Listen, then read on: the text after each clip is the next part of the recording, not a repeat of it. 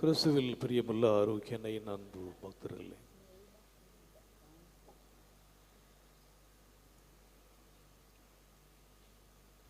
உனக்கு அடுத்திருப்பவரிடம் அன்பு கூறுவாயாக, பகைவரிடம் வெறுப்பு கொள்வாயாக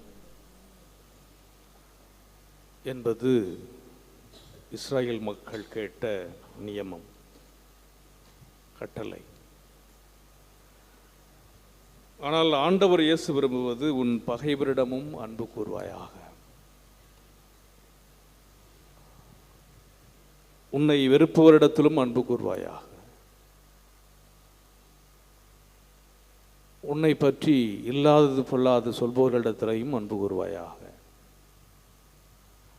உன்னுடைய பெயரை கெடுப்பவர்களிடத்திலும் அன்பு கூறுவாயாக. உன்னை துன்புறுத்துவோருக்காக ஜெபிப்பாயாக. முடியுமா? Is it possible?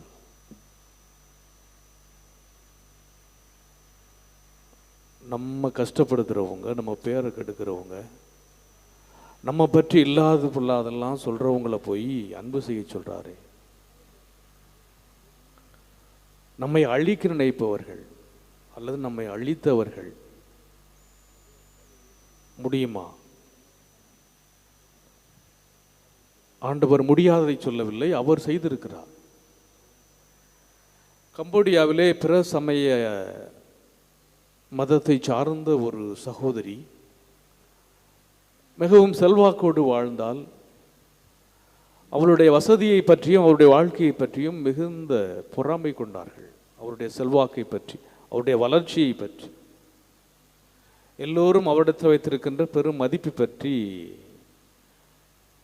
பொறாமை கொண்ட ஒரு சிலர் இரவிலே அவருடைய வீட்டிற்கு சென்று அவருடைய பிள்ளைகளையும் கணவனையும் கொன்றுவிட்டு அவருடைய வீட்டை சூறையாடிவிட்டு சென்று விட்டனர். எல்லாம் போச்சு. கணவன், பிள்ளைகள், வீடு, சொத்து, வாழ்க்கையே போய்விட்டது என்று அந்த பெண்மணியானவள் முடங்கி கிடந்தாள் வீட்டில். நாளை, அடுத்த வாரம், அடுத்த மாதம் என்னுடைய எதிர்காலம் என்னவாகுமோ என்றை பற்றி அவளுக்கு ஒன்றுமே புரியவில்லை. அப்பொழுது அவள் கேள்விப்படுகிறாள் ஒரு அருள் பணியாளர், ஒரு பங்கு தந்தையை பற்றி. அந்த பங்கு தந்தையை சென்று சந்தியுங்கள், அவரை சந்தித்தால் நிச்சயமாக உங்களுக்கு ஒரு விடிவு, ஒரு ஆறுதல் கிடைக்கும் என்று சொல்லுகிறார்கள். இந்த பெண்மணியும் சென்று அந்த பங்கு தந்தையை சந்திக்கின்றார், பேசுகிறார். தன்னுடைய வலி, வேதனை, உடம்பிலே இருக்கின்ற எல்லா வடுக்கள் எல்லாம் அப்படியே கொட்டி கண்ணீராக தீர்க்கிறார். அப்பொழுது அவர் சொல்கிறார், அம்மா, நீங்கள் உங்களுடைய கணவனையும் உன்னுடைய பிள்ளைகளையும் கொலை செய்தவர்களை மன்னித்தால்தான் உன்னால் வாழ முடியும். அது எப்படி ஃபாதர் நான் மன்னிக்க முடியும்? என் குடும்பமே எல்லாமே போச்சு. அப்போது ஆண்டவர் சொல்லுகிறார், ஆண்டவர் இயேசு கிறிஸ்துவை பற்றி கேள்விப்பட்டிருக்கிறாயா? இறக்கின்ற தருவாயிலும் தன்னை இந்த சிலுவை சாவுக்கு கையிட்டவர்களை பார்த்து சொன்ன வார்த்தை, தந்தையே, இவர்கள் அறியாமல் செய்கிறார்கள், இவர்களை மன்னியும். இறந்த நேரத்திலும் அவர் எல்லோரையும் அன்பு செய்தார். எல்லோரையும் நம்மால் அன்பு செய்ய முடியுமா அல்லது நம்முடைய பகைவர்களை அன்பு செய்ய முடியுமா என்று நாம் சிந்திக்க இந்த நேரத்தில் அழைக்கப்பட்டிருக்கிறோம். இந்த அன்பு என்ற வார்த்தை, கிரேக்க வார்த்தைக்கு பல்வேறு விதமான சினானிமஸ், ஒரே பொருள் பதிந்த பல்வேறு வார்த்தைகள் இருக்கிறன்னா ஆங்கிலத்தில் கொஞ்சம் தான். அன்பு என்ற வார்த்தைக்கு 4 பதங்கள் இருக்கின்றன. The first is storge. It indicates the family love, குடும்ப, the love of parent for a child and a child for a parent. ஒரு அப்பா பிள்ளையை அன்பு செய்வது, ஒரு பிள்ளை அப்பாவை அன்பு செய்கின்ற குடும்ப அன்பு ஃபஸ்ட்டு வார்த்தை, ஸ்டோர்கே. இரண்டாவது அன்பு எரோஸ். எரோஸ் என்பது ஒரு ஆண் ஒரு பெண்ணிடத்திலே கொண்டிருக்கின்ற ஒரு இயற்கையான இயல்பான உணர்வு, feeling, love, erotic love. That is second. The third one, பிலியா. இது நாம் நம்மிடத்தில் இருக்கின்ற நெருக்கமான நண்பர்கள், உறவினர்கள், உற்றார் உறவினர்கள், அல்லது யாரை நாம் உண்மையாகவே நேசிக்கின்றோமோ அவர்களிடத்திலே கொண்டிருக்கின்ற அன்பு, உண்மையான அன்பு, the best love, the true love அப்படின்னு சொல்லலாம். Third category. Fourth category Agape, unconquerable benevolence, invincible goodwill. இதை எல்லாரும் செய்ய முடியுமா அப்படின்னா, நாம் எதிர்பார்க்காமல் செய்வது, யாருக்கு வேணாலும் செய்வது, அல்லது நம்மால் முடியாததை செய்வது. அவர்கள் எப்படி இருக்கின்றார்களோ, அவர்கள் என்னவாக இருக்கின்றார்களோ அதை பற்றி கவலைப்படுவதில்லை. அவன் கெட்டவனா, அவன் மோசமானவனா, அவன் பொறாமை பிடிச்சவனா, accept him or her as he is or as he is.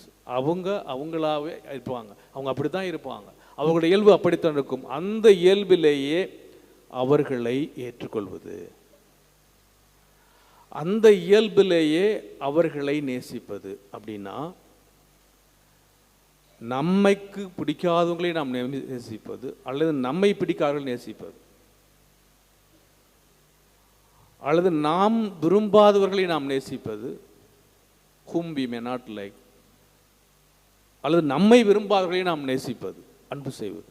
இதெல்லாம் கேட்கறதுக்கு ஈஸியாக தான் பதர் இருக்குது. அவ்வளோ கஷ்டம். ஒவ்வொரு நாளும் நாங்கள் எவ்வளவு வலியோட வேதனையோடு இருக்கிறோம். நமக்கு எதிரி யார்?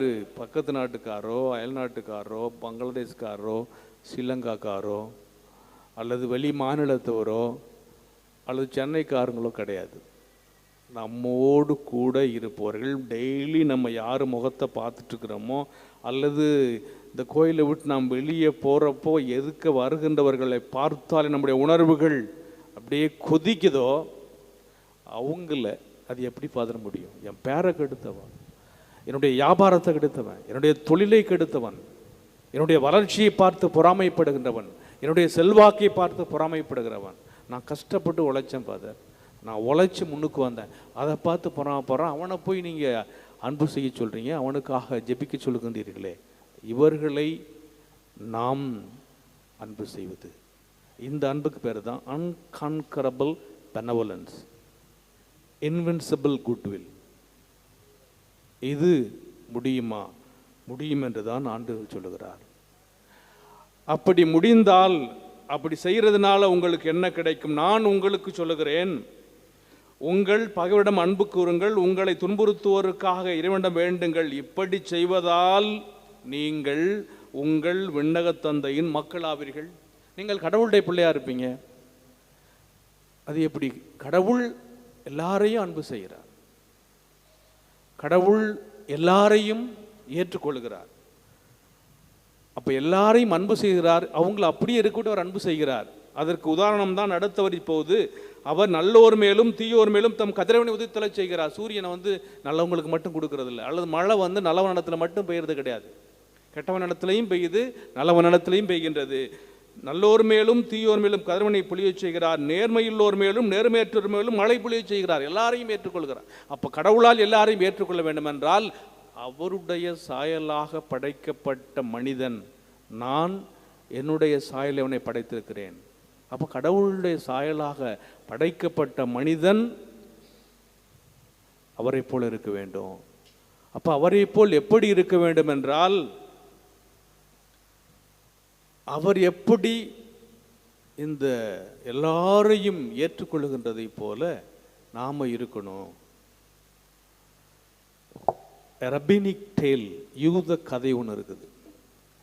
இஸ்ராயேல் மக்கள் பாலும் தேனும் புலியும் கானான் தேசத்துக்கு போகிறார்கள். அவங்கள பின்தொடர்ந்து அவர்களை அழிப்பதற்காக, கொலை செய்வதற்காக படைகளோடு விரட்டி கொண்டு வருகின்றார்கள் யூதர்கள். செங்கடலை கடக்கிறார்கள், இரண்டாக பிரிகிறது, கடந்து விடுகிறார்கள். செங்கடலை கடக்கின்ற அந்த மக்கள் திரும்பி பார்க்கின்றார்கள். அங்கே வந்த எகிப்தியர் மாண்டு போவதை, குதிரைகள் தேர் எல்லாம் மாண்டு தண்ணியோடு தண்ணியாக மிதப்பதை பார்க்கின்றார்கள். இந்த நேரத்தில் வானதூதர்கள் விண்ணகத்திலே டான்ஸ் ஆடுறாங்க. they are praising the Lord, but God is sorrowful. கடவுள் சோகமாக இருக்கிறார். the work of my hands are sung in the sea, and you would sing before me.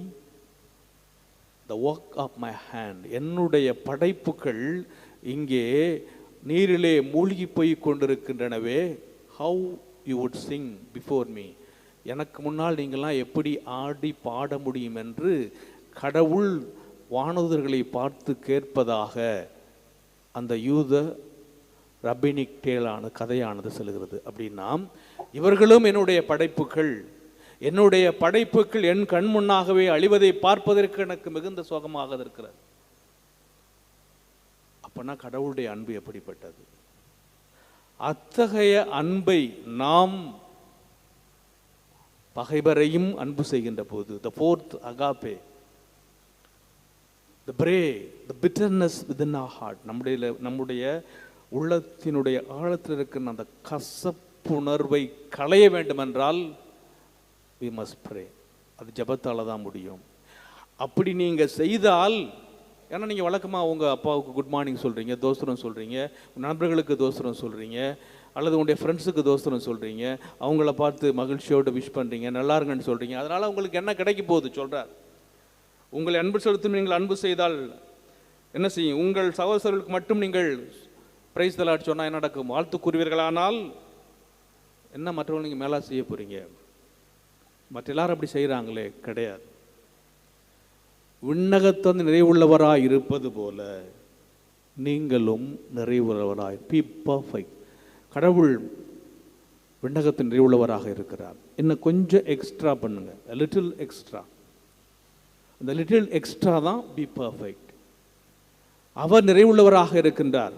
அப்போ அவர் நிறைவுள்ளவராக இருக்க வேண்டும் என்றால் அவருடைய சாயலாக படைக்கப்பட்ட நீங்களும் அவரை போல இருக்க வேண்டும். The son of consoling man. அதனால தான் God's son, மானிட மகன், God like man, கடவுளை போன்ற ஒரு மனிதனாக நாம் peace, a man of peace is called a peaceful man. A man of consolation is consoling man. God's son is கடவுளுடைய சாயலாக படைக்கப்பட்டோம். அப்போ கடவுள் தூய்மையாக இருப்பதனால், இன்றைய முதல் வாசகம் என்ன சொல்லுகிறது?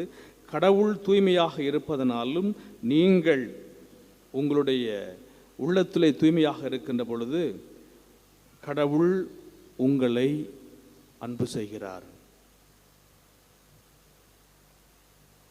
அவ்வாறு நீங்கள் உன் கடவுளாகிய ஆண்டவரின் தூய மக்களமாய் இருப்பாய் என்றும் ஆண்டவர் என்று உனக்கு வாக்களித்தார். அவர் தூயவராயிருக்கிறார், அதனால் அவருடைய நீ மக்களமாய் இருப்பாய். அப்போ நீ அவருடைய மக்களமாய் இருக்க வேண்டும் என்றால் இந்த முறைமைகளையும் நியமங்களையும் நீ நிறைவேற்றுமாறு உன் கடவுளாகிய ஆண்டவர் என்று உனக்கு கட்டளையிட்டுள்ளார். அப்போ யார் யாரெல்லாம் முழு உள்ளத்தோடும் முழு மனதோடும் ஆண்டவரை அன்பு செய்கின்றார்களோ அவர்கள் கடவுளுடைய பிள்ளைகள். அந்த கடவுளுடைய பிள்ளைகளை இறைவன் அன்பு செய்கின்றார். அப்போ நான் கடவுளுடைய பிள்ளையாக இருக்க வேண்டும் என்றால், அப்போ நான் பகைவரை அன்பு செய்கின்ற போது, உங்களை துன்புறுத்துவதற்காக நீங்கள் இறைவனிடத்திலே வேண்டுகின்ற பொழுது இப்படி நீங்கள் செய்வதால் உங்கள் விண்ணக தந்தையின் மக்களாவீர்கள். அதான் கேள்வி. உங்கள் பகைவருக்கு அன்பு அப்படி செஞ்சால் என்ன கிடைக்கும்? கடவுளுடைய பிள்ளைகள். எனவே இன்றைய நாளில் தவக்காலத்தினுடைய முதல் வாரத்தினுடைய இறுதியிலே இருக்கிறோம். நமக்கு எதிராக நம்மை பற்றி வசைபாடியவர்கள், நன்மை துன்புறுத்தியவர்கள், அந்த கம்போடியாவுடைய அந்த பெண்மணியைப் போல நமக்காக, அது நம்மை வதைக்கின்றவர்கள், நம்முடைய பெயரை கெடுக்கின்றவர்கள், நம்முடைய வளர்ச்சியை குறித்து, நம்முடைய குடும்ப வளர்ச்சியை குறித்து, அல்லது நம்முடைய சந்தோஷத்தை குறித்து, நம்முடைய குடும்பத்தினுடைய செல்வாக்கை குறித்து, நம்முடைய முன்னேற்றத்தை குறித்து யாரெல்லாம் நமக்கு எதிராக இல்லாதது சொல்லாதெல்லாம் செய்கின்றார்களோ அவர்களுக்காக ஜெபியுங்கள், அவர்களை அன்பு செய்யுங்கள். நீங்கள் விண்ணகத் தந்தையின் பிள்ளைகளாயிருப்பீர்கள்.